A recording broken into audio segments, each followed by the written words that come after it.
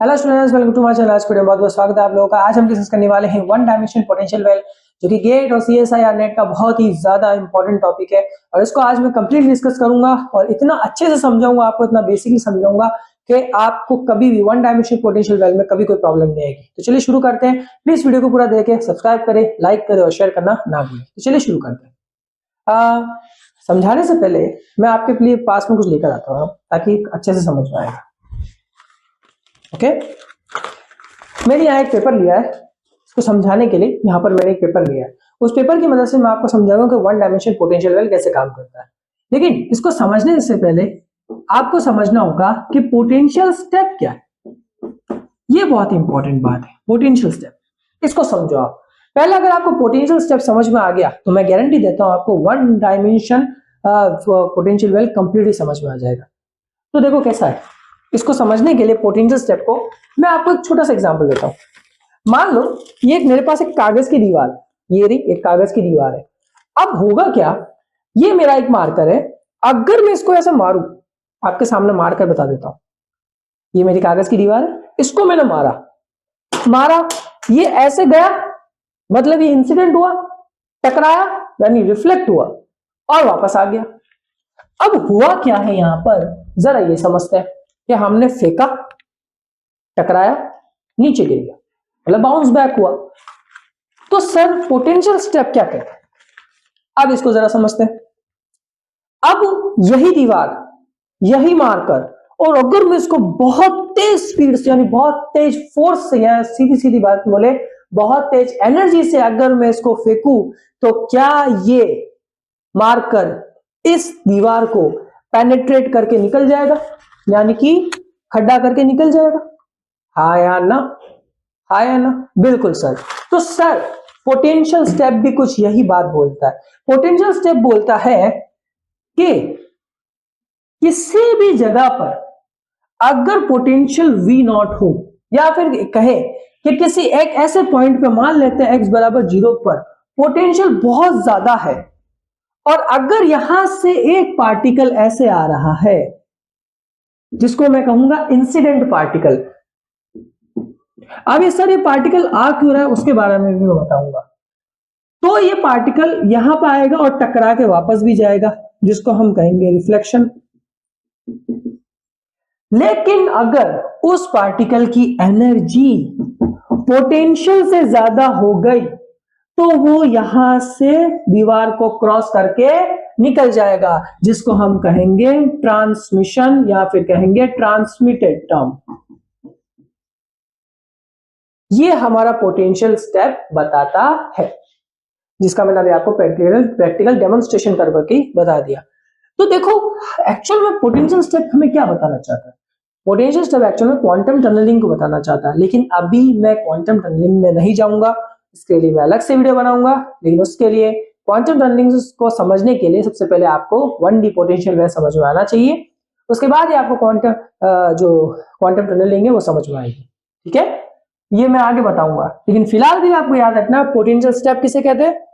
ये किसी एक पॉइंट पर पोटेंशियल बहुत ज्यादा होता है, हमारा एक पार्टिकल आता है। अब होता क्या है, देखो जहां पर पोटेंशियल ज्यादा होता है ना, वहां दो चीजें क्रिएट होती है, एक तो अट्रैक्टिवनेस और एक रिफ्लेक्टिवनेस।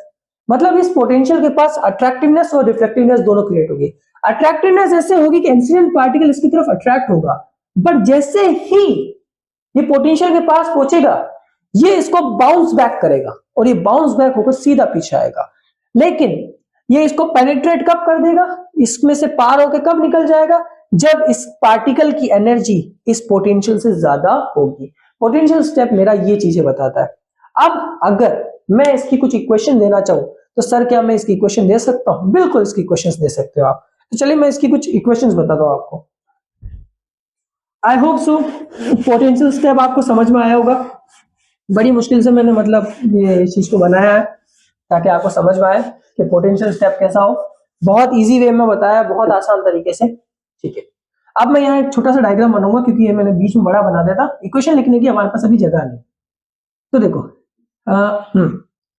ये मेरा इंसिडेंट पार्टिकल है, मैं इसको ए मान लेता हूँ। ये मेरा रिफ्लेक्टिव पार्टिकल है, इसको बी मान लेता हूँ। मतलब यही पार्टिकल इंसिडेंट भी हो रहा है, ये रिफ्लेक्टिव भी हो रहा है। और अगर मान लेते हैं इसकी एनर्जी ज्यादा है तो ये ट्रांसमिट भी हो रहा है, तो इसको सी मान लिया। ठीक है सर, ये पॉइंट हमारा पोटेंशियल का हो गया x बराबर 0 पर। चलो सर ठीक है, तो अब मैं यहाँ पर इसको दो रीजन में बांट लेता हूँ, रीजन 1 और रीजन 2। ये रीजन कौन सा है, यहाँ पर इंसिडेंट हो रहा है, रिफ्लेक्शन हो रहा है। ये रीजन कौन सा, यहाँ ट्रांसमिशन हो रहा है। बात खत्म हो गई। चलो, तो मैं अभी अगर मेरे रीजन फर्स्ट की बात करूं और इसमें मैं कौन सी इक्वेशन लगा दूं, हमारी श्रोडिंगर इक्वेशन। कौन सी Schrodinger equation, time dependent Schrodinger equation. चलो बता देते हैं। और अगर मैं उसको लगाऊं और चेंज करूं तो वो मिलेगी मेरे d square psi d x square k one square psi equal to 0, जहां पर मेरा के वन स्क्वायर है 2me अपॉन एच का स्क्वायर। सर ये k1 स्क्वायर 2me h का स्क्वायर कैसा आया? अगर आपको याद हो, मैंने श्रोडिंगर इक्वेशंस बताई थी, उसके अंदर हमने यहाँ पर इसको ये रखते हैं और चेंज करते हैं, अगर आपको याद हो। और अगर आपको टाइम डिपेंडेंट श्रोडिंगर इक्वेशन नहीं पता और टाइम इंडिपेंडेंट श्रोडिंगर इक्वेशन भी नहीं पता तो मेरी वीडियो देखिए, उसके अंदर मैंने कंप्लीट समझाया। अब इतना मेरे पास समझाने का टाइम नहीं है कि इक्वेशन कहाँ से है, ठीक है। उसके लिए आपको उस चीज को देखना होगा, नहीं तो वीडियो और ज्यादा लंबी हो जाएगी, लेकिन लंबी मैं वीडियो नहीं करना चाहता।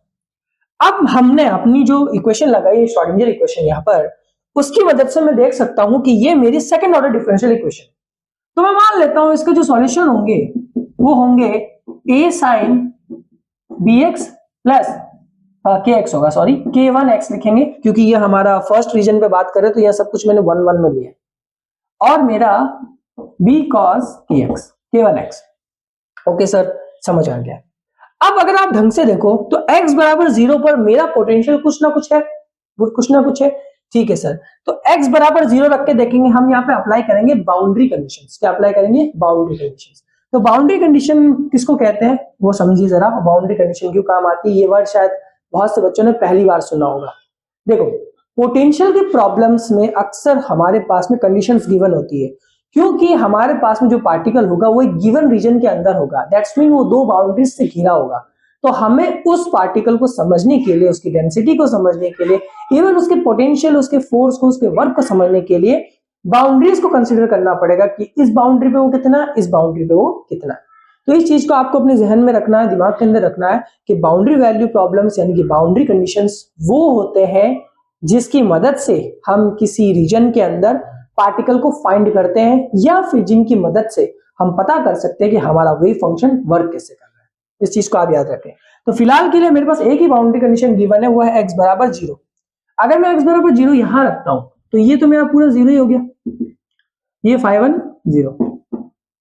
यहां 0 रखूंगा तो ये टर्म तो खत्म हो गई, यहां 0 रखूंगा तो ये कितना आएगा b। तो b बराबर मेरे पास एक्चुअल में कितना आ रहा है? 0 आ रहा है। b बराबर, क्योंकि ये इसकी वैल्यू 0 ही देगा। तो b बराबर अगर मेरे पास 0 आ रहा है, अगर इस टर्म को यहां ध्यान से देखो तो b बराबर अगर मेरे पास यहाँ पर क्या आ रहा है? 0 आ रहा है। ठीक है सर, अगर मेरे पास b बराबर यहाँ पे कितना आ गया? 0 आ गया। चलो ये चीज मुझे समझ में आ गई सर कि यहाँ पर b बराबर 0 आया, क्योंकि ये तो कितना हो गया मेरे पास? 1 हो गया, तो b बचा था, ये मेरे पास कंप्लीट 0 था और ये 0। चलो अब अगर मैं इस इक्वेशन को यहां रख देता हूं, ठीक है, जिस तरीके से मेरे पास यहाँ पर एक फंक्शन दिया हुआ है उसको जरा समझते हैं। चलो ओके, हाँ चलो ठीक है भाई, एक इसको और आसान कर देते हैं। हम इसको इस टर्म में ना मानकर, साइन वाली टर्म में ना मानकर, हम एक्सपोनेंशियल की टर्म में मान लेते हैं। अब मैं ऐसा क्यों कर रहा हूं वो भी बता देता हूं, जरा देखिए। पहले इसको मैं लिख लेता हूं, k1x plus b i k2x। Actually में क्या होगा ना, अगर मैं उसको साइन वाली टर्म और कॉस वाली टर्म से करता हूं तो भी मुझसे हो जाएगा, मना नहीं, आराम से हमारे पास आंसर आ जाएंगे। बट वहां पर एक प्रॉब्लम होगी कि जो साइन वाली टर्म्स जो होगी ना, वो मुझे दो वैल्यूज दे रही होगी, लेकिन एक्चुअली मेरे पास बाउंड्री कंडीशन कितनी है? सिर्फ एक है, और मुझे वहां पर दोनों वैल्यूज में फाइंड आउट नहीं कर पाऊंगा। नहीं कर पाऊंगा, क्यों नहीं कर पाऊंगा जरा देखिए। कोई बच्चा पूछ भी लेता है, दिमाग शायद आ भी जाता है किसी का, कोई कहेगा कि सर आपने पहला भी साइन मान लिया, फिर अब आपने कॉस मान लिया, ऐसा नहीं, फिर आपने एक्सपोनेंशियल फंक्शन ले लिया, ऐसा क्यों कर लिया सर? तो देखो x बराबर 0 पे मेरे पास सिर्फ एक ही वैल्यू आ रही है, वो b की, वो आ रही थी 0, लेकिन मैं यहाँ पर a की वैल्यू चाह कर भी फाइंड नहीं कर पाऊंगा, कितना भी कर लो। अगर मैं b बराबर यहाँ 0 रख दूं, ठीक है, तो b बराबर 0 को तो ये टर्म तो खत्म, फिर ये 5 1 बराबर ये साइन kx1 बचेगा। k1x बचेगा। तो उस वजह से यहाँ पर एक थोड़ी सी प्रॉब्लम हो सकती है। तो उस प्रॉब्लम को हटाने के लिए मैं क्या कर रहा हूँ, यहाँ पर सीधा एक्सपोनेंशियल की टर्म में इस सॉल्यूशन को ले रहा हूँ। अगर आपने ऑक्सिलरी इक्वेशंस पढ़ी है तो आपको पता होगा कि हम जो सॉल्यूशंस होते हैं उनको साइन कॉस में भी लिख सकते हैं और इन टर्म्स में भी लिख सकते हैं। अच्छा, k1 ही आएगा और ये माइनस में होगा, ठीक है। अब होगा क्या, ये मेरी जो टर्म है वो एक्चुअल में जो मेरी टर्म है ये रिप्रेजेंट करती है किसको, इंसिडेंट टर्म को, और ये मेरी जो टर्म है ये रिप्रेजेंट करती है रिफ्लेक्टिव को। जैसे मैंने ये माना था इंसिडेंट, बी माना था रिफ्लेक्टिव, तो ये मेरा एक्चुअल में रीजन 1 को रिप्रेजेंट करता है। चलो ठीक है सर। अब अगर मैं रीजन 2 की बात करूं, रीजन 2, तो रीजन 2 के अंदर अगर मैं सॉल्यूशंस देना चाहूंगा तो कैसे दूंगा वो देखिए जरा, ठीक है। फिलहाल के लिए सिर्फ इसको इतना लिख लीजिए, इसको आगे सॉल्व करने की जरूरत नहीं पड़ेगी। क्यों नहीं पड़ेगी, क्योंकि ये टर्म्स एक्चुअल में एक देखिए यहाँ पे सिर्फ एक्स एक्स है, तो एक्चुअल में अगर मैं यहाँ पे इसको सॉल्व भी करूँ ना तो ये मुझे दोनों की वैल्यूज देगा। देखो कैसे देगा, देखना। अगर मैं x बराबर 0 पे चेक करना चाहूँ, अगर मैं x बराबर 0 पे चेक करना चाहूँ तो मुझे क्या मिलेगा, साइन 0, ये एक्सपोनेंशियल की पावर 0 हो जाएगी तो 1 हो जाएगा, तो मुझे मिलेगा a प्लस बी। इसको इक्वेशन 1 मान लो, ठीक है सर। हाँ चलो, अब सर इसकी वैल्यू आपने ये मान तो लिया लेकिन आपके पास कोई सॉल्यूशन तो नहीं आया इसका। आपने माना लेकिन सॉल्यूशन तो नहीं मिला। देखिए यहां पर कंप्लीटली मुझे पता चल रहा है कि a प्लस बी दोनों मिलाकर आंसर मुझे कितने देंगे, 0 ही देंगे। इसको 0 लिख लेते हैं, ये बात है। यानी कि अगर मुझे a पता चल जाए यानी a equal to minus b होगा, यानी अगर मुझे b पता चल जाए तो मैं a निकाल सकता हूँ, a पता चल जाए तो b निकाल सकता हूँ। समझ आई मेरी बात, ठीक है। चलो अब मैं बात करता हूँ सेकेंड रीजन की। मैं उसके लिए सॉरी कहूंगा कि मैंने साइन और कॉस मान लिए थे, लेकिन मुझे बाद में थोड़ा इस चीज को लेकर समझ में आ रहा है कि भाई साइन कॉस से भी हमारा सॉल्यूशन निकलना थोड़ा डिफिकल्ट हो जाता है, इसलिए हमने ए मान लिए, ठीक है। अब सेकंड रीजन के अंदर आप ढंग से देखेंगे तो देखो जरा इस चीज को समझना, जरा इस चीज को समझना, बहुत इंपॉर्टेंट चीज है कि अगर हमारा पार्टिकल यहां से आ रहा है दैट्स मीन वो जिस रीजन के अंदर है वहां पर पोटेंशियल है, दैट्स मीन वहां पर पोटेंशियल कितना है, 0 है मेरे पास। बहुत अच्छा सवाल कहा है सर, पोटेंशियल कितना है, 0 है। पोटेंशियल कितना है, 0 है। लेकिन जैसे ही उसने इस बाउंड्री को क्रॉस किया दैट्स मीन वो एक पोटेंशियल को क्रॉस करके आया है, मतलब वहां पर एक पोटेंशियल था। तो जब अगर वहां पर पोटेंशियल था तो दैट्स मीन अब उसकी जो श्रोडिंगर इक्वेशन होगी वो होगी del square psi del x square k2 square psi equal to 0। Psi 2 ले लेते हैं, मैंने यहाँ 1 लिया है तो ठीक है। और जो मेरा k2 स्क्वायर होगा वो मेरा होगा 2m e minus v naught upon h का स्क्वायर, ठीक है, ये याद रखें। अच्छा इसका सॉल्यूशन निकालते हैं, इसका सॉल्यूशन जरा निकालते हैं, आराम से निकालते हैं। तो देखो इसका सॉल्यूशन निकालेंगे तो इसका सॉल्यूशन आएगा psi 2x equal to c e की power iota kx k2x plus d e की पावर माइनस आयटा k2x। अब एक मजे की बात, बहुत मजे की बात, जरा समझिएगा। c तो मेरी ट्रांसमिटेड टर्म हो गई, यानी कि ये टर्म तो मेरी ट्रांसमिटेड, ये बात तो फिक्स हो गई। लेकिन मेरा d का यहां पर मुझे कुछ दिख ही नहीं रहा है, d पर यहां पर मुझे कुछ नहीं दिख रहा। अब इसका क्या मतलब हुआ सर, इसका मतलब है कि यहां पर जो मेरा d है उसकी वैल्यू है 0। अब सर ये समझ में नहीं आया, d की वैल्यू आपने कैसे 0 दे दी। क्वांटम मैकेनिक्स के इसका मतलब ये थोड़ी कि हम कुछ भी कर लेंगे, किसी टर्म को भी 0 मान देंगे, कोई तो रीजन होगा, बिल्कुल रीजन होगा। देखिए जरा ढंग से समझिएगा, जब ये इंसिडेंट हो रहा था तो इसका ऑपोजिट हमें क्या मिल रहा था, रिफ्लेक्टिव मिल रहा था। बट एक चीज ट्रांसमिटेड हो गई, यानी ट्रांसमिट होकर आगे चली गई। तो जब टर्म ट्रांसमिट हो गई तो यहां पर सिर्फ एक ही टर्म एग्जिस्ट करती है, वो है ट्रांसमिटेड टर्म। सेकेंड टर्म का यहां एग्जिस्टेंस पॉसिबल नहीं है, मतलब ये सेकेंड टर्म यहां पर एग्जिस्ट कर ही नहीं सकती, चाहे आप कितना भी लगा लो। या फिर मैं बोलना चाहूंगा, या फिर मैं इसका एक और बात बोलना चाहूंगा, आप चाह कर भी इसको उल्टा नहीं कर सकते। तो उल्टा नहीं कर सकते दैट्स मीन ये जो टर्म है वो नेग्लिजिबल है। नेग्लिजिबल होने का मतलब इसका, मैं मेरे पास कुछ लिखा हुआ भी है, वो काम आएगा आपके, मैंने लिख लिया था क्योंकि मुझे पता था ऐसा कुछ टर्म आएगा मेरे पास में, तो मैंने इसका एक बहुत अच्छा लिख लिया था। कहाँ गया हमारे पास में,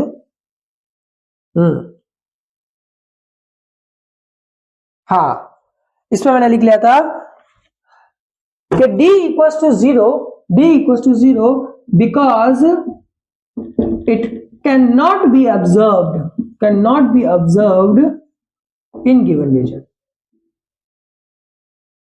देख लो, मैंने वही बात बोली जो मैंने लिखी थी कि हम इसको चाह कर भी ऑब्जर्व नहीं कर सकते, बिल्कुल नहीं ऑब्जर्व कर सकते, तो दैट्स वाई जीरो होगा। तो मेरे पास जो सेकंड टर्म बचेगी वो बचेगी सिर्फ c e की power iota k two x। अगर मैं यहां बाउंड्री कंडीशन को अप्लाई करूं तो मेरे पास यहां पर बचेगा 0 इक्वल टू c। अब अगर यहां पर एक मजेदार चीज दो, इसको इक्वेशन नंबर सेकंड देखो, तो इक्वेशन नंबर फर्स्ट और सेकंड के अंदर 0 0 यानी कि दो साइड्स इक्वल है, तो that's mean a plus b equal to c हो जाएगा। a plus b equal to c हो जाएगा, आराम से हो जाएगा। तो मेरे पास यहां पर एक रिलेशन मिल गया इन दोनों रीजन्स का मेरे पास क्या है, एक रिलेशन। ठीक है सर। अब सर आपके पास इन दोनों का एक रिलेशन तो है, बिल्कुल आपने सही बोला है, जो आपके पास एक रिलेशन मिल गया है। बट एक मजे की बात और मैं बात जानना चाहूंगा यहाँ पर कि अगर हमारे पास यहाँ दोनों का रिलेशन मिल गया, ठीक है, तो आप इससे क्या निकालना चाहते हैं? सवाल तो आएगा दिमाग के अंदर कि सर हम तो अभी शुरू में पोटेंशियल वेल देखा, नहीं सॉरी पोटेंशियल स्टेप देखा, वो तो इतना आसान लग रहा था, आपने बताया एक पेपर है वो कैसे निकलेगा, ये पोटेंशियल स्टेप है, अब ये क्या भला है? देखो इस चीज को जरा समझना, क्वांटम मैकेनिक्स के अंदर जब भी हम किसी चीज के बेसिक को अंडरस्टैंड करने पे आते हैं ना, तो उस बेसिक का निचोड़ हमें हमेशा उसके एडवांस कॉन्सेप्ट में मिलता है। अब सर ये क्या बात हुई, समझ नहीं आ रहा है। जैसे इसको ऐसे समझो कि आपके पास एक टूल है, वो टूल आपने खरीद तो लिया, लेकिन बेसिकली देखा जाए तो घर के अंदर वो टूल इतना इस्तेमाल हो ही नहीं सकता, कभी कभी हो सकता है, कभी कभी नहीं हो सकता। तो नॉर्मली ये क्या होगा कि आप उसके फुल पोटेंशियल पे उससे काम नहीं ले सकते उस टूल का। लेकिन मान लेते हैं कि उसी टूल को लेकर आप एक ऐसी जगह गए जहां उस टूल की रिक्वायरमेंट सबसे ज्यादा है, तो अब वो टूल आपके लिए फुल पोटेंशियल का मतलब काम करेगा और आप उस टूल का मैक्सिमाइजेशन से उपयोग कर सकते हैं, मतलब मैक्सिमम इस्तेमाल कर सकते हैं। उसी तरीके से पोटेंशियल वेव हमको समझाने में मदद कर रहा है वन डायमेंशन पोटेंशियल वेव को। तो मुझे पोटेंशियल स्टेप समझ में आएगा तो मैं करूंगा ना, तो इसीलिए मैंने आपको पोटेंशियल स्टेप समझाया है, उसकी इक्वेशंस बनाई है, इतनी मैंने बहुत ज्यादा अलग इक्वेशंस को सिंप्लीफाई किया है। मैंने खुद कम से कम 2 दिनों से लगातार मैंने कितनी बुक्स में से देख देख के कुछ छोटे से छोटा लाने की कोशिश की ताकि इजी वे में समझ में आए। तो I hope so potential step आपका आराम से क्लियर हो गया होगा कि पोटेंशियल स्टेप किसे कहते हैं और पोटेंशियल स्टेप हमें क्या बताना चाहता है वो भी आप समझ गए होंगे। लेकिन अगर मैं जनरली नॉर्मली भाषा में बोलूं तो पोटेंशियल स्टेप वही था जो मैंने अभी आपको पेपर के जरिए बताया, इससे ज्यादा कुछ नहीं, ये सिर्फ एक इक्वेशन की फॉर्मेट में आ चुका है। चलो सर ये समझ में तो आ गया। अब यहाँ पर एक मैं चीज आपके सामने कहना चाहूंगा, जरा उसको जरा ढंग से सुनिएगा, सब बच्चे आराम से सुने उसको। हाँ जरा इस चीज को सारे बच्चे आराम से सुने। मैं एक क्वेश्चन कराने से पहले अब मेरा अपना अगला टॉपिक है, मैंने यहाँ लिखा हुआ है, क्योंकि जैसा मैंने बोला मैं हर चीज को लिख के रखता हूं, क्योंकि कब किस चीज की आपको और मुझे दोनों को जरूरत पड़ जाए ये पता ही नहीं चलेगा। ठीक है, क्योंकि अब हम एडवांस फिजिक्स पढ़ रहे हैं और एडवांस फिजिक्स के अंदर चीजों का पास में होना बहुत ज्यादा जरूरी होता है। और मेरी आदत है मैं वीडियो बनाते वक्त अपने नोट्स अपने साथ रखता हूँ, क्योंकि अगर मैं कहीं अटक गया तो मुझे बार बार वीडियो को कट करके चलाना ना पड़े। ठीक है, क्योंकि चीजों को समझाना ही एक फिजिक्स के टीचर का काम होता है। आई होप सो आपको रिलेशन समझ में आ गया होगा, और इस रिलेशन को अगर आप चाहे तो आप इस टर्म में भी लिख सकते हैं, जरा ढंग से देखिएगा। e की पावर आयटा k1x, हम सबकी वैल्यूज रख रहे हैं, k1x माइनस e की power iota k1x equal to e की पावर आयटा k2x। ये माइनस का टर्म क्यों आया? क्योंकि हमारा जो रिफ्लेक्टिव टर्म होता है ना, रिफ्लेक्टिव का मतलब होता है ऑपोजिट डायरेक्शन, तो यहाँ माइनस एक्चुअल में ऑपोजिट डायरेक्शन को रिप्रेजेंट कर रहा है। तो ये चीज आपको याद रखनी है, जब भी आप इन तीनों रिलेशंस को साथ में लिखें तो ये टर्म हमेशा माइनस में रहेगी, और क्योंकि ये टर्म रिप्रेजेंट करती है हमारे कि भाई ये जो हमारा पार्टिकल है वो ऑपोजिट डायरेक्शन में आ रहा है। ठीक है, अब हम बात करते हैं हमारे 1D पोटेंशियल बॉक्स की, और सॉरी पोटेंशियल वेल की, जिसको हम काफी लोग इनफाइनाइट पोटेंशियल वेल के नाम से भी जानते हैं। कि इनफाइनाइट पोटेंशियल वेल एक्चुअल में होता क्या है उसके बारे में कंप्लीटली डिस्कस करने वाले हैं। चलो, आई होप सो आप लोग इससे बोर नहीं हुए होंगे। और अगर कोई बच्चा बोर हो रहा है तो यार मैं कहूँगा आपके लिए बहुत बहुत सॉरी है, क्योंकि फिजिक्स को मैं फनीनेस से नहीं पढ़ा सकता। मैं सिर्फ इतना जानता हूँ कि फिजिक्स एक बहुत बेटर और डीप सब्जेक्ट है। यहाँ पर फन है, बहुत फन है, लेकिन ये उन्हीं के लिए फन है जो इसको समझना चाहते हैं और इसको जानना चाहते हैं। ठीक है। सो प्लीज मैं सिर्फ इतना कहूंगा, मैं इसको जितना हो सके अच्छे से पढ़ाने की कोशिश करूंगा। ठीक है, चलिए अब हम अपने topic one dimension potential well पे तो आते हैं, लेकिन उससे पहले एक छोटे सा जो आपके एग्जाम के पॉइंट ऑफ व्यू से बहुत ज्यादा काम आएंगे, कुछ फॉर्मूलाज जो आपको याद करने होंगे और जो आपके हमेशा काम आएंगे। देखिए, एक आता है आपका रिफ्लेक्टिव कॉफिशिएंट या रिफ्लेक्टेड कॉफिशिएंट बोल लीजिए, रिफ्लेक्टेड कॉफिशिएंट। ये याद रखिएगा। तो इस रिफ्लेक्टेड कोएफिशिएंट को लिखते हैं J R upon J I, reflected density upon incident density. चलो sir, J R upon J I, reflected density upon incident density. अभी डेंसिटी क्या होती है? ये वही होती है जो हम प्रोबेबिलिटी डेंसिटी में पढ़ चुके हैं। ठीक है, और एक्चुअल में जे जो है वो हमारा करंट डेंसिटी को रिप्रेजेंट करता है। तो जे आर जो मेरा होगा वो होगा h cut k upon m a square, sorry b, क्योंकि रिफ्लेक्टेड है। जे आई जो मेरा होगा वो होगा h cut k upon m a, इस पे सब पे स्क्वायर लगाना, और फिर मेरा आएगा transmitted h cut k upon m c mod of c का स्क्वायर। ये हमारे करंट डेंसिटी के फॉर्मूलाज है, इनको याद रख लीजिएगा। ये मेरे यहाँ पर लिखे हुए हैं, मैंने बाकायदा इन सबको नोट किया हुआ है ताकि कभी भी कहीं पर भी अगर हमारी जरूरत पड़ जाए ये फॉर्मूला हमारे सामने होना चाहिए।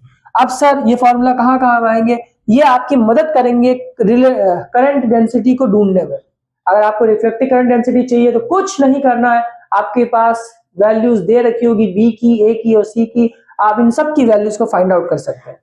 अब सर मुझे एक चीज समझ में नहीं आई, ये चीजें क्या डिनोट करती है? मैं थोड़ा सा इसके बारे में बता देता हूं। करंट डेंसिटी का मतलब होता है, करंट डेंसिटी का मतलब होता है किसी गिवन रीजन में पार्टिकल का फ्लो, मतलब पार्टिकल कैसे चल रहा है, याद रखिएगा। और प्रोबेबिलिटी डेंसिटी का मतलब होता है किसी पार्टिकल की मिलने की संभावना, किसी गिवन रीजन में किसी पार्टिकल के मिलने की संभावना, यह हमारा कहलाता है प्रोबेबिलिटी डेंसिटी। तो ये चीज याद रखिएगा, एक मेरा ये फॉर्मूला और एक फॉर्मूला और ट्रांसमिटेड। मैं इसमें डीप में समझाता, लेकिन ज्यादा डीप में इसको समझाने का मुझे अब नहीं लगता जरूरत है, क्योंकि वीडियो लंबी हो जाएगी और बच्चे मुझे लगता है उबासी लेना किसी ना किसी ने तो स्टार्ट कर ही दिया होगा। तो हमारा जो ट्रांसमिटेड टर्म होगी उसको लिखते हैं टी से, कैपिटल टी से, equal to J T upon J I. ठीक है, ये हम लिखते हैं ट्रांसमिटेड कोएफिशिएंट को। इनकी वैल्यूज रखोगे इसका आंसर मिल जाएगा। और अब मैं कुछ रिलेशंस, जो मोस्ट इंपॉर्टेंट रिलेशंस है वो याद रखिएगा। अच्छा देखो, वो है हमारा R equals to K1 minus K2 upon K1 plus K2 का होल स्क्वायर, और T equals to 4 mod of K1 और mode of K2 upon K1 plus K2 का होल स्क्वायर। ये बहुत चीज इंपॉर्टेंट है, ये फॉर्मूलाज लिख ले। अब सर K1 K2 हमारे रीजन है, याद रखना। K1 K2 की वैल्यू हम अभी निकाल चुके हैं। K1 हमारा होता है 2me upon h cut square, और K2 हमारा होता है क्या, 2me minus v naught upon h cut square. इनकी वैल्यूज निकालना, इसके अंदर रख देना, आंसर फटाफट फटाफट निकलेंगे, आंसर धमाधम निकलेंगे। ठीक है, चलो ये बस छोटी मोटी बातें थी, ये मैंने क्लियर कर दिया। अब मैं आपके सामने डिस्कस करने वाला हूं अपना 1D पोटेंशियल वेल। चलो देखो क्या होता है हमारा 1D पोटेंशियल वेल, इसके बारे में बात करते हैं और उसको अच्छे से अच्छी तरीके से हम क्या करेंगे, सॉल्व करने की कोशिश करेंगे। और मैं भी कोशिश करूंगा कि मैं इसको अच्छे से समझा सकूं। देखो हमारे 1D पोटेंशियल वेल के अंदर दो तरीके के पोटेंशियल वेल होते हैं। एक होता है अनसिमेट्रिक। वीडियो अगर थोड़ी सी लंबी हो रही हो तो उसके लिए सॉरी, बट जैसे कि हमने पहले बोला, हम चीजों को अच्छे से समझाने में बिलीव रखते हैं। अनसिमेट्रिक पोटेंशियल, अनसिमेट्रिक पोटेंशियल के अंदर क्या होगा, हमारे पास एक गिवन रेंज के अंदर पार्टिकल बंधा हुआ बैठा होगा। कैसे समझते जरा, ये देखो मेरे पास एक रीजन दिया हुआ है, ठीक है, यहां पर मेरा पोटेंशियल इनफाइनाइट है, इसीलिए इसको कहते हैं infinite potential well, infinite potential well. इसी रीजन की वजह से इसको इनफाइनाइट पोटेंशियल वेल बोलते हैं। तो ये देखो, ये हमारा जो x बराबर 0 से l, एक्चुअल में ये क्या बताता है, इस चीजों को जरा समझते हैं। अब मैंने इसका एक छोटा सा डायग्राम बनाया, होगा क्या, इस गिवन रीजन के अंदर हमारे पास पोटेंशियल 0 होगा और इस रीजन के बाहर पोटेंशियल क्या होगा, इनफाइनाइट। ये याद रखना आपको, ठीक है। अनसिमेट्रिक पोटेंशियल वेल का रूल समझा रहा हूं। क्या होता है, एक आपके पास में पोटेंशियल वेल होता है, वेल यानी कि एक बैरियर होता है, एक बैरियर, एक एनर्जी बैरियर। वो एनर्जी बैरियर इनफाइनाइट है और उस एनर्जी बैरियर के अंदर आपके पास हमेशा पोटेंशियल क्या होगा, 0 होगा। चलो साहब, अगर ऐसा समझ में नहीं आया तो एनर्जी बैरियर के नाम से याद रखिए कि एक ऐसा बैरियर होता है जो इनफाइनाइट है, लेकिन उस बैरियर के अंदर पोटेंशियल कितना है, 0 है। अब इसको कैसे समझेंगे, जैसे मैं इस कमरे में हूं, तो मान लेता हूं उस कमरे की जो दीवारें हैं उन पर इनफाइनाइटली है ना, मतलब कुछ इस तरीके से चीजें लगी हुई कि दीवारें टूट ही नहीं सकती, ठीक है। तो उसके अंदर अब मेरी क्या वैल्यू है, एकदम 0, मतलब मैं कुछ नहीं कर सकता, मैं एकदम 0 चुपचाप, और मैं इन दीवारों का कुछ नहीं कर सकता, मतलब इस रीजन के अंदर मेरी कोई वैल्यू नहीं है, मैं एकदम 0, शून्य के बराबर। तो उसी तरीके से इस रीजन के अंदर पार्टिकल को ढूंढने की क्षमता भी क्या होगी, 0 होगी। प्रोबेबिलिटी डेंसिटी कितनी हो जाएगी, 0 हो जाएगी, क्योंकि पोटेंशियल क्या है, 0 है। समझ आ गया आपको। और आप और मैं दोनों जानते हैं अगर पोटेंशियल 0 हो दैट्स मीन हमारा पार्टिकल फ्री होता है, याद रखें। चलो अब ये सब समझाना क्या चाहता है जरा वो भी देखने, होगा क्या हमारा पार्ट इसको, मतलब अगर मैं इसको और ज्यादा अच्छे से एक्सप्लेन करना चाहूँ तो इसको ऐसा समझिए कि एक बॉक्स है, एक बॉक्स के अंदर क्या नाम है, आपने एक बॉल डाली हुई है, उस बॉल को ऐसे आप हिला रहे हो, तो वो बॉल उसके अंदर ही कैद है, उसके अंदर कैद है, किसके अंदर, बॉक्स के अंदर कैद है, और वो बॉक्स से बाहर नहीं जा सकती चाहे वो कितना भी कर ले। लेकिन अगर आप उसकी पावर को, उस बॉल की पावर को बॉक्स के दीवार से ज्यादा तेज कर दे, ज्यादा बढ़ा दे, तो वो बॉक्स को पेनिट्रेट करके बाहर निकल जाएगी। इसका मतलब है यहां पर भी सेम चीज होगी कि अगर आपका जो पार्टिकल है उसकी एनर्जी ज्यादा हो जाए तो वो इस बॉक्स को चीर कर बाहर निकल जाएगा, यानी कि पेनिट्रेट कर बाहर निकल जाएगा। ये सारा काम अभी हम पोटेंशियल स्टेप में समझ चुके हैं कि पोटेंशियल स्टेप में यही बात बोली थी। चलो अब इसका क्या मतलब हुआ सर, इसका मतलब ये हुआ कि भाई जीरो से एल के बीच के अंदर हमारे पास पोटेंशियल कितना रहेगा, 0 रहेगा। ये बात तो ठीक है सर। और x अगर 0 से छोटा है तो भी पोटेंशियल कितना होगा, इनफाइनाइट। और अगर x 0 से बड़ा है तो पोटेंशियल कितना होगा, इनफाइनाइट। देख लो, 0 से कम पर भी इनफाइनाइट पोटेंशियल, 0 से ज्यादा पर भी इनफाइनाइट पोटेंशियल। बात खत्म हो गई। चलो सर अब हम इसको सॉल्व कैसे करेंगे वो देखते हैं। इसकी जो इक्वेशंस बनेगी ना उनको कहीं पर लिख लेना, बहुत अच्छे से लिख लेना, बहुत ज्यादा काम आएगी। 1D पोटेंशियल वेल को बहुत इजीली समझा रहा हूं, नहीं समझ में आया तो फिर भी कमेंट के अंदर मुझे कहेंगे और बताइए कि हमें ये समझ में नहीं आया। मैं आप मुझे इंस्टाग्राम पर भी मैसेज करके कह सकते हैं, मैं आपको और भी अच्छे तरीके से इसको समझाने के लिए आपको नोट्स प्रोवाइड करा दूंगा। ओके, तो चलिए शुरू करते हैं। अब ये चीजें तो हमारे पास इतनी सबको लिखी हुई है, तो सर अब इसको करना कैसे है। देखो करना कुछ नहीं है, वही वाला काम, श्रोडिंगर इक्वेशन लगाएंगे।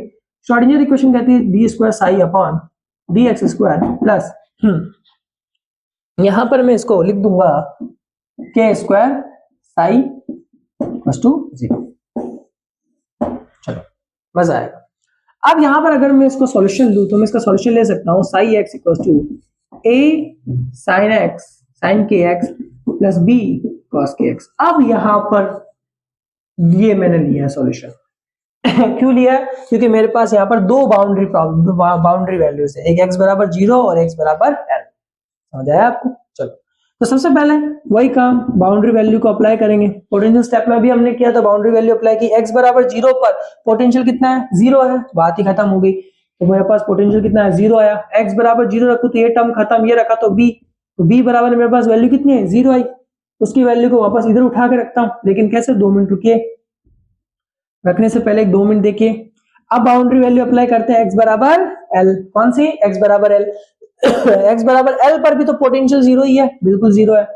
देख लो, अभी हमने बोला है, ये मैं लिखना भूल गया, यहां तक पोटेंशियल अपना 0 ही है, तो 0 इक्वल टू ये हो जाएगा मेरा a sin के l, और ये मेरी टर्म पूरी 0 हो जाएगी क्योंकि b बराबर 0 अभी निकाला, तो मेरे पास आया a sin के l इक्वल टू 0। मजेदार बात है। अब जरा इस चीज को समझिए, a मेरा कभी भी 0 नहीं हो सकता। a मेरा अगर 0 हो गया, कोफिशिएंट 0 हो गया, दैट्स मीन ये टर्म हमेशा 0 रहेगी, ये साइन की जो टर्म है वो हमेशा 0 हो जाएगी। और अगर साइन की टर्म हमेशा के लिए 0 हो गई तो इससे ये होगा, अगर साइन की टर्म हमेशा के लिए 0 हो गई तो इससे ये होगा कि पार्टिकल को आप कभी फाइंड ही नहीं कर सकते, मतलब उसकी जो मिलने की पॉसिबिलिटी है वो बिल्कुल 0 है। ठीक है, इसलिए याद रखिएगा ये a बराबर 0 नहीं हो सकता। तो अब ये, क्योंकि हमें तो फाइंड करना ही है, हमारा काम है चीजों को फाइंड करना क्वांटम मैकेनिक्स में, तो ये 0 नहीं हो सकता। इसका मतलब क्या 0 हो सकता है सर, साइन के एल 0 हो सकता है, साइन के एल 0। और अगर के एल की मैं बात करूं तो के एल मेरे पास 0 होगा n पाई में। ठीक है सर, हाँ ठीक है। और मेरे पास एल की वैल्यू कितनी आ जाएगी, सॉरी के की वैल्यू कितनी आ जाएगी, n पाई बाई एल, जहां पर n की वैल्यू मेरे पास हो सकती है 1 2 3 4। 0 से स्टार्ट नहीं करेंगे n की वैल्यू के, याद रखिएगा, क्योंकि अगर n की वैल्यू आपने 0 से स्टार्ट की तो इसका मतलब यही है, इसका मतलब यही है कि आप ये कह रहे हो कि पार्टिकल मिल ही नहीं रहा। ठीक है, तो n की वैल्यू हमेशा 1 से स्टार्ट करेंगे। तो हमारे पास यहां पर ये मिला, बिल्कुल मिल गया सर। ठीक है, चलो अब मैं इसको यहां से हटाता हूं थोड़ा सा। इस k की वैल्यू को उठा के यहां रख देंगे, इस k की वैल्यू को उठा के मेरे पास यहां रख देंगे, तो आएगा a साइन सॉरी इसको यहां नहीं रखेंगे,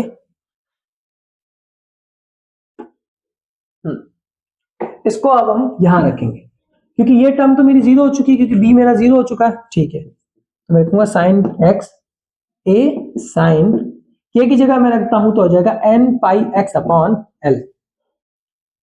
ये नहीं लेंगे, ये टर्म इसलिए नहीं लेंगे क्योंकि इसका कोफिशिएंट कितना है, 0 है, मतलब इस टर्म के अंदर प्रोबेबिलिटी यानी कि ये ऑब्जर्व नहीं किया जा सकता, प्लस इसके अंदर हम इस रीजन के अंदर यानी जो cos x वाला रीजन है जो भी है या चाहे कुछ भी था, इसके अंदर पार्टिकल को फाइंड नहीं किया जा सकता, इसलिए इस टर्म को हमने कितना माना, हटा दिया, और फिर हमारे पास बचा कितना, सिर्फ ये n पाई x। चलो सर, अब अगर मैं इसको नॉर्मलाइज करूं, और नॉर्मलाइज की कंडीशन आप जानते हैं, psi star psi equal to 1, तो मेरे पास a की वैल्यू भी आ जाएगी, और वो a की वैल्यू होगी √2/l, तो ये मेरा बनेगा साइन n पाई x की पावर l। यहां पर मेरे पास इसकी वैल्यू ये आई। ठीक है, ये मेरे पास वेव फंक्शन आ गया किसका, 1D पोटेंशियल वेल का, आराम से निकाला। देखो मजा आया। नॉर्मलाइजेशन क्या होता है ये भी मैं पढ़ा चुका हूं, मेरे ऑपरेटर वाला वीडियो जरूर देखिए, उसके अंदर आपको समझ में आएगा नॉर्मलाइजेशन क्या होता है। तो मेरे पास जो वेव फंक्शन आया हुआ है √2/l sin n pi x upon l, समझ आया आपको, आई होप सो आपको समझ में आ गया होगा। और अब हम एक चीज और निकालने वाले हैं, उस चीज को जरा समझिएगा, बहुत ही ज्यादा इंपॉर्टेंट चीज है जिसको मैं अभी निकालने वाला हूं, और वो बहुत ही ज्यादा काम आएगा। वो क्या है, तो मेरा जो साई x आया वो आया a sin n pi x upon l, sorry √2/l। चलो साहब, अब मैं क्या करने वाला हूं जरा वो समझिए। अभी हमने निकाला कि जो हमारा KL होता है वो होता है हमारा n पाई के बराबर। ठीक है सर, हमारा KL कितना होता है, n पाई के बराबर होता है, हाँ होता है, कोई बात नहीं, तो इसको नीचे भेज देते हैं, तो KL equal to n pi by l। ठीक है, KL equal to n pi by l होता है। अब मैं जानता हूं कि अभी हमारा जो K होगा वो होगा 2me अपॉन h का स्क्वायर। समझ तो गए होंगे आप, ये टर्म कहां से आई थी, अभी श्रोडिंगर इक्वेशन लिखी थी उसी में से। अब मैं इसको यहां रखूं, और मैं एक स्टेप चलो खाते नहीं है, फटाफट कर लेते हैं, n pi by l, both side अगर मैं स्क्वायर करूं तो मेरे पास बचेगा 2me अपॉन h का स्क्वायर n पाई n square l square pi square और l स्क्वायर। ठीक है, अब अगर मैं इसमें से एनर्जी के टर्म को निकालूं तो मेरे बनेगा n square pi square h का square upon me² upon L²। ये मेरी निकली है एनर्जी किसकी, वेव फंक्शन की। ठीक है, यहां पर n बराबर अगर मैं 1 रखूं तो मेरे पास आएगी ground state energy π² h² MEL²। Sorry ML² होगा, ई नहीं आएगा। सॉरी ये मेरी गलती हुई, ML² होगा। ओके, ई नहीं आएगा, ई तो हमारे लिख दिया ना इसलिए। अब sir ground state energy n बराबर 1 पे आएगी। सर ग्राउंड स्टेट एनर्जी तो ई हमेशा 0 पे होती है। आपने n बराबर 0 पे ग्राउंड स्टेट एनर्जी होती है, आपने n बराबर 1 पे क्यों ली? एक चीज हमेशा याद रखिएगा, क्योंकि अभी मैंने पहले भी बात की थी कि ग्राउंड स्टेट यानी कि n बराबर अगर मैं 0 लेता हूं, दैट्स मीन उस रीजन के अंदर पार्टिकल के फाइंड करने की प्रोबेबिलिटी यानी कि पॉसिबिलिटी कितनी है, 0 है। इसलिए मैं हमेशा फर्स्ट से स्टार्ट करूंगा n बराबर 1। इसका मतलब हमारी फर्स्ट एक्साइटेड स्टेट कितनी होगी, n बराबर 2 पर, जो कि n बराबर अगर मैं 2 रखता हूं तो मेरे पास आएगा 4 π² h² ml²। I hope so आपको समझ में आ गया होगा कि मैं कहना क्या चाहता हूं। एक इंपॉर्टेंट चीज नोट लगा के रख ले कि यहां पर जो मेरा L होता है वो एक्चुअल में विड्थ होती है, बैरियर की विड्थ। ये मेरे बैरियर की विड्थ है, याद रखिएगा। ये आपके बहुत ज्यादा काम आएगी अगर कभी कोई क्वेश्चन आ जाए और उसमें आपके पास बैरियर की विड्थ दे दे और आपसे कुछ पूछे तो आप उससे कांस्टेंट की वैल्यू निकाल सकते हैं। कुछ नहीं करना, आपको इसके नीचे रख देनी है वैल्यू विड्थ। ये L होता है, 2/L लिख सकते हैं डायरेक्ट। ठीक है, इससे आप कांस्टेंट की वैल्यू रखेंगे और उसको यहां रख देंगे तो आपके पास विड्थ की वैल्यू आ जाएगी। समझ गए? ये मैंने यहां पर एनर्जी फंक्शन भी निकाल लिया अनसिमेट्रिक का, और यहां पर सब चीजें मैंने फाइंड आउट कर ली है। कुछ फॉर्मूलाज जो मेरे पास लिखे हुए हैं, ट्रिक्स भी हैं, ट्रिक्स जो बहुत आपके काम आएगी। एक एक चीज इतना आराम से समझाया, एक एक चीज, तो उसके लिए कम से कम एक सब्सक्राइब तो बनता ही है। और अच्छी लग जाए वीडियो तो कमेंट के अंदर थंब का निशान दे दीजिए, उससे भी मुझे मजा आ जाएगा। ठीक है, अगर आपसे पोजीशन की अनसर्टेनिटी पूछ ले, कभी भी वन डायमेंशन वेल में पोजीशन की अनसर्टेनिटी पूछ ले और आपसे कहे निकालो, तो कुछ मत करना, सीधा ये फॉर्मूला लगा देना, del x equals to L 1/10 माइनस 1/2 n² π²। सीधा इस फॉर्मूले से आप निकाल लोगे पोजीशन की अनसर्टेनिटी वैल्यू। इस फॉर्मूले को लिख लो, नोट कर लो, इंपॉर्टेंट फॉर्मूला, बहुत काम आएगा। और अगर आपसे मोमेंटम पूछ ले, मोमेंटम की अनसर्टेनिटी पूछ ले, तो आपको सीधा करना है n π/h/L। इससे मोमेंटम की अनसर्टेनिटी फाइंड आउट हो जाएगी। मजा आ गया? समझ में आया? आई होप सो आपको मजा आया होगा। बहुत अच्छी, मतलब बहुत अच्छा तरीके से मैंने समझाया, इतना मतलब ट्रिक्स वगैरह भी बता दी। ठीक है, 1-2 मिनट नोट कर लीजिए इसको।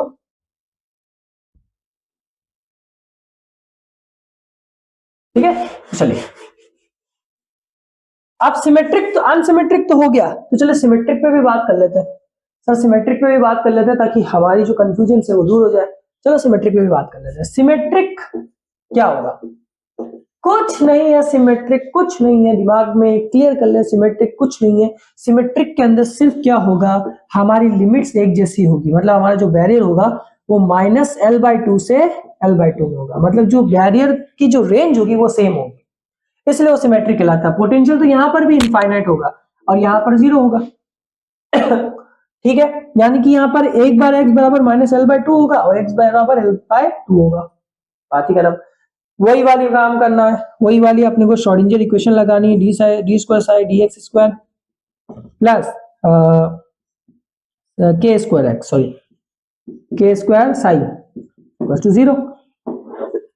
सॉल्यूशन वही आएंगे हमारे पास में, sin1x equal to a sin kx plus b cos kx, वही सॉल्यूशन आए, लेकिन अब बाउंड्री कंडीशंस अलग है। तो सबसे पहले मैं रखता हूं x बराबर -L/2।